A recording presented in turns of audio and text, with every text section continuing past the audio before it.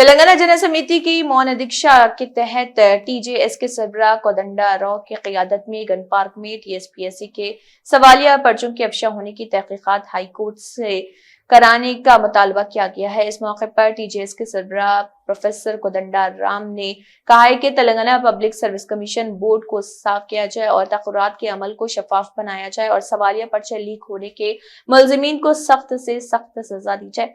Telangana public service commission को चाहिए कि वो सवालिया पर्चा लीक होने के मामले की हाई कोर्ट के मौजूदा जज के साथ तहकीकात कराए।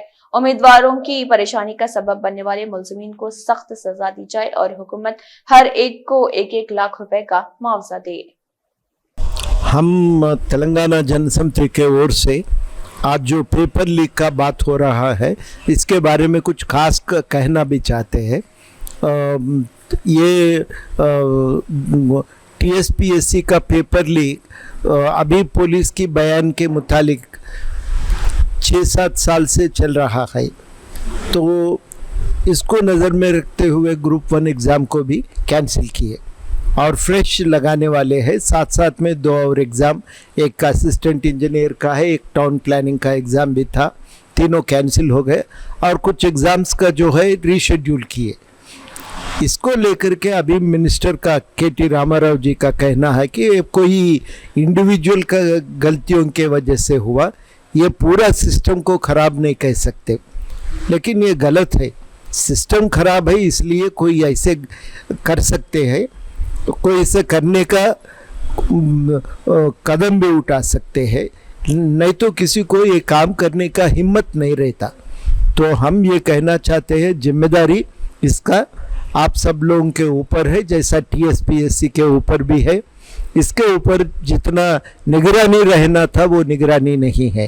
कॉन्फिडेंशियल सेक्शन में ऐसे लोगों को कोई दूसरे डिपार्टमेंट से ले आके रखना और उसको सेक्रेटरी के पीए बनाना, ये पूरा गलत था, लेकिन ये हो गया। अब इसका जिम्मेदारी उठाना टीएसपीएससी के ऊपर है, इसको चेयरमैन इसकी जिम्मेदारी लेना है। और दूसरी बात हम ये भी चाहते हैं कि सरकार भी अपने जिम्मेदारी निभाना है।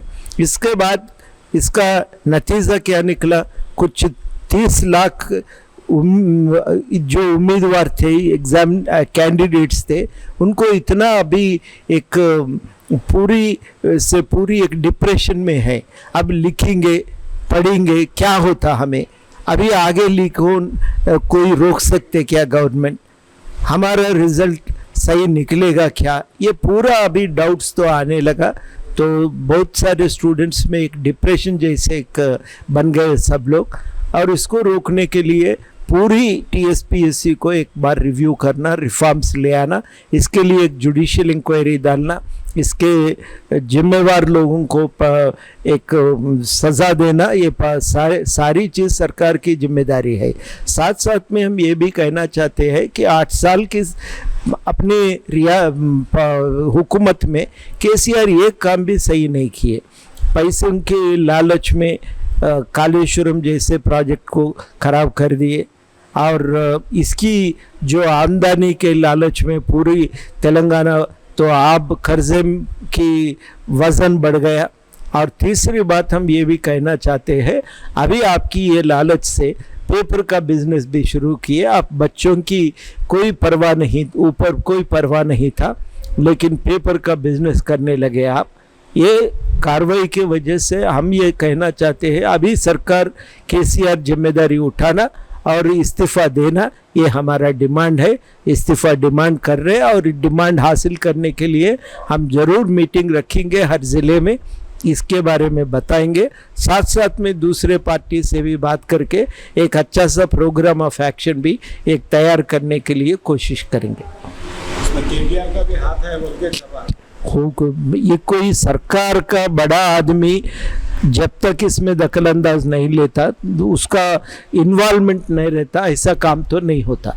कोई उनको ये हिम्मत दिए आप करो कुछ नहीं होता बोल के। नहीं तो कौन ऐसे एक ऑर्डिनरी एम्प्लॉय इतना बड़ा काम करने के लिए तैयार रहता, ऐसा कभी भी नहीं होता।